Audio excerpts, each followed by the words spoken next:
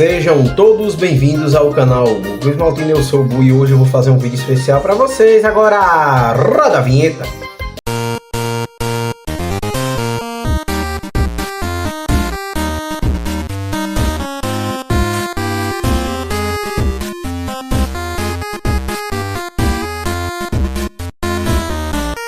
Antes de iniciarmos esse vídeo, eu gostaria de pedir para vocês lembrar de se inscrever aqui no canal, que a gente tá recomeçando do zero aí, galerinha.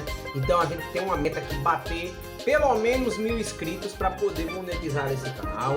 Ativem as notificações para não perder nenhum dos nossos conteúdos. Deixem um like, comentem e compartilhem, que é muito importante. O feedback de vocês é a coisa mais importante que podemos ter aqui, além do like, obviamente, e por isso queremos contar com sua ajuda para isso. Mas, galerinha, sem mais delongas, vamos para o vídeo. Vamos para as notícias do Vasco desde ontem. Vamos lá. Cara, muita notícia. Vamos primeiro falar do potencial construtivo do Vasco que pode ser vendido.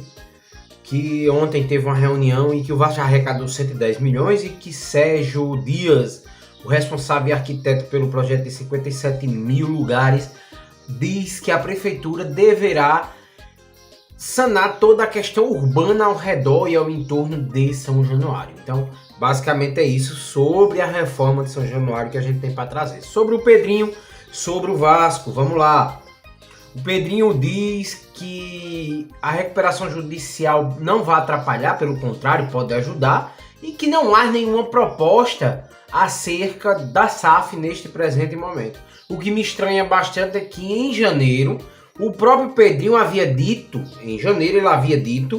que existia potenciais investidores que estavam assinando, né, as NDAs e que alguns até já falavam em valores, mas até agora ele diz que não tem nenhuma proposta. Beleza. O Puma Rodrigues foi convocado para a seleção uruguaia e eu queria entender por que ele não joga. Eu queria entender por que ele é banco no Vasco e o Paulo Henrique é titular, sendo que o Paulo Henrique não entrega o suficiente para ser titular. Eu não consigo realmente ali onar esse ideal que é transmitido para nós. Outra informação que a gente tem é sobre o Brian Palacios do Atlético Mineiro. O Atlético Mineiro negocia a venda de Alisson e com a saída do Alisson, o Brian vai se tornar a opção e com isso o próprio Brian, que vinha negociando aí o empréstimo para vir para o Vasco, pode não mais vir para o Vasco. E falando em janela de transferência, o Vasco busca duas opções no mercado, atacante e lateral esquerdo são as prioridades, mas aquele negócio, se pintar uma outra oferta em uma outra posição, eles vão sim fechar. A outra questão sobre janela de transferência, Volta Redonda buscou o Vasco para tentar trazer jogadores que estão encostados no Vasco para seu elenco, para jogar a Série B. Vale lembrar que o Volta Redonda este ano jogará a Série B. E tentou o JP, mas o JP acabou assinando com o Avaí. E logo em sequência tentou o De Luca, que rejeitou a oferta. O De Luca, ele está confortável, ele tem o salário dele.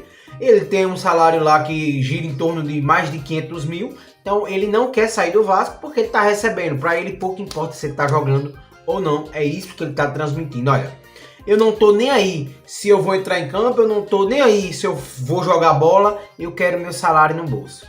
O Vasco tem como prioridade hoje dentro do seu elenco, que vai ser enxuto esse elenco, mais uma vez eles vão enxugar, vão reformular esse elenco por causa da queda no Campeonato Carioca, inclusive teve cobranças em cima do elenco por causa do mau momento e o Maurício Lemos é visto como prioridade. Vale lembrar que o Maurício Lemos tem um contrato até o final deste ano e renovação automática até 2027 se cumprir metas. Provavelmente as metas dele devem ser ficar sentado no banco de reservas, pois só assim ele pode ser que renove com o Vasco.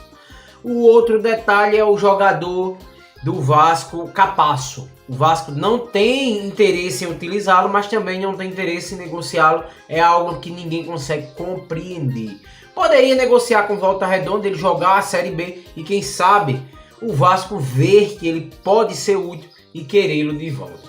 Falando em Vasco, no sábado, agora dia 15, a gente tem um jogo, treino já marcado, Vasco e Maricá. Maricá que a gente jogou aí na Série A do Cariocão contra eles. E falando em Maricá, falando em Volta Redonda, falando em Vasco, o Vasco é o time com Menos finalização no campeonato carioca, ou seja, é o último time com finalizações em campeonato carioca, o que significa dizer que quem não finaliza não faz gol, se não faz gol não vence jogos.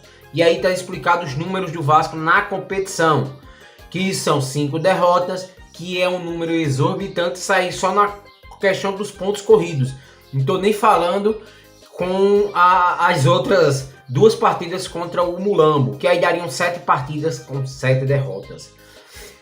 4 empates, o que é algo assim gigante, 4 vitórias. Cara, é um negócio que eu fico abismado. O Vasco tem números ali diabólicos, essa é a realidade. Quer dizer, eu não consigo ver, quer dizer, não são nem 4 vitórias, porque 2 das vitórias é no campeonato da Copa do Brasil. Então, cara, é uma bagunça, é algo que eu não consigo entender. O Vasco tem ao todo hoje um péssimo início de ano e vai jogar contra o Maricá se preparando para o Campeonato Brasileiro. Vale lembrar que o Cruzeiro também se prepara, mas marcou jogos contra Botafogo, contra o Bragantino. São clubes da própria Série A. O Vasco marca jogos contra o Maricá. Voltando para o que interessa, vamos falar de Vasco. Lembrando que ontem fez 6 anos da morte de Eurico Miranda. E aí a gente pode falar o que aconteceu nesses 6 anos. Um golpe na política em 2020, Pedrinho eleito em 2023, em 2020 para 2021 o Campeonato Brasileiro só acabou em 2021 e com isso o Vasco foi rebaixado, não subiu no mesmo ano, só subiu no ano seguinte, o Vasco só subiu na última rodada na Batalha de Itu, 2023 quase foi rebaixado, escapou na última rodada, 2024 conseguiu ser semifinalista da Copa do Brasil, conseguiu terminar entre os 10 primeiros do Campeonato Brasileiro, mas começa um 2025 muito ruim. Então, quando você bota na balança, a morte do Eurico pra cá, o Vasco só decaiu. Ah, mas isso é desde o Campelo. Não, porque com o Campelo a gente jogou Sul-Americana, com o Campelo a gente jogou Libertadores, com o Campelo a gente não foi rebaixado e nem próximo ao rebaixamento a gente ficou. Então, a gente pode condenar o Campelo por inúmeras coisas, menos por mau momento. O Vasco com o Campelo não teve um mau momento. E a gente tem que dar a César o que é de César. No caso, dá Campelo o que é de Campelo. Dá Salgado o que é de Salgado. Foi com Salgado que a SAF foi criada, foi com Salgado que a SAF foi vendida. Mas foi com o Pedrinho que a gente descobriu que a SAF era uma farsa. Porque simplesmente essa SAF aumentou as dívidas do clube. E falando em dívidas, o Vasco tinha ontem um julgamento que foi cancelado, né? Foi adiado pela desembargadora.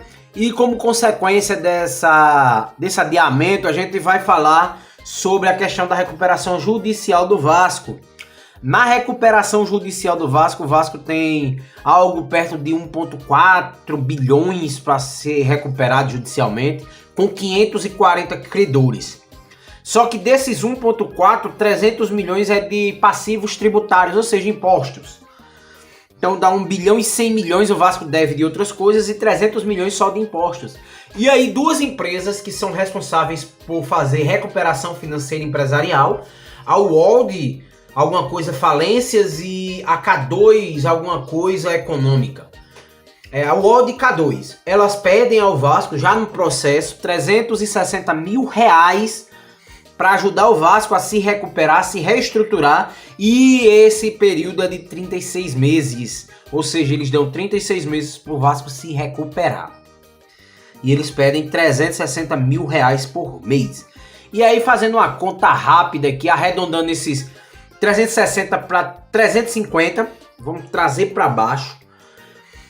Cara, a gente tá falando de quase 16 milhões de reais. A gente tá falando de uma coisa assim que é muita grana. Você tem uma dívida de 1,4 bilhões e vai estar pagando algo ali nesse período, 1,25% da sua dívida só para 2 empresas poderem lhe ajudar nisso tudo. Então assim, é complicado. E são empresas que foram homologadas pela Justiça do Rio de Janeiro, são empresas que estão esperando o parecer do juiz no questionamento da recuperação judicial para dar prosseguimento. Esse valor de 360 mil é referente a honorários, ou seja, referente aos trabalhos que eles vão prestar de consultoria, de negociação, de tudo. O que for preciso eles vão ter que fazer, por isso eles estão cobrando isso. Então, assim, não é uma coisa fácil, não é uma coisa simples, é uma coisa bastante complicada e o Vasco está mal. O Vasco não está bem, está mal. E isso demonstra a cada dia que a gente vai vendo. Então, no que toca referente ao Vasco é isso. E vale lembrar que Léo Jardim ainda não renovou, está com a proposta do Vasco em mãos e a gente tem a expectativa que ele renove o quanto antes. Pois, a partir de junho, ele pode assinar um pré-contrato e sair de graça. O Cruzeiro, comandado hoje por Alexandre Matos, está interessado nele. Vale ressaltar que o Alexandre Matos trouxe para o Vasco o JV. Por que ele não tira o JV do Vasco, mas quer o Léo Jardim? Eu não consigo compreender. E aí eu vou ser bem sincero com vocês. Galera, eu faço esse vídeo aqui, mas com uma nota de repúdio aqui no final contra o YouTube. O YouTube baniu meus canais, não foi só o Bull. Baniu Sessão do Futebol e baniu o Geekzar. Ele baniu meus 3 canais monetizados, 2 e 1 não. O Bull estava bem próximo a remonetizar. Faltava poucas horas para remonetizar. E agora eu estou sem canais e estou com isso aqui com 5, 6 inscritos aí. Estou recomeçando e quero pedir a sua ajuda, então se inscreve no canal, ativa as notificações, deixa o like e compartilha com os seus amigos, porque agora fui, valeu, um abraço e um beijo no coração de cada um de vocês, fiquem com Deus e até a próxima, tchau.